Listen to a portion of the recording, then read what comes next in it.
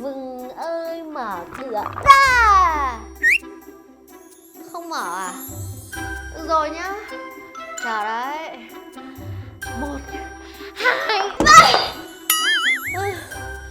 Sao đấy? Chờ một chút nhá. Được rồi này. Lên này mở này. 1, 2, 3. Ôi sao thế nhở? Vẫn không chịu mở đúng không? Được rồi nhá.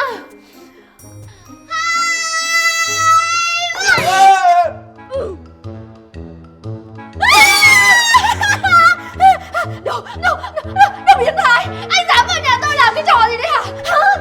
Cô mới là đồ biến thái. Đây là nhà tôi, nhà cô đâu?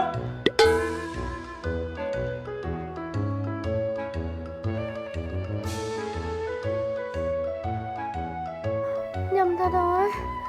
Không phải nhà mình.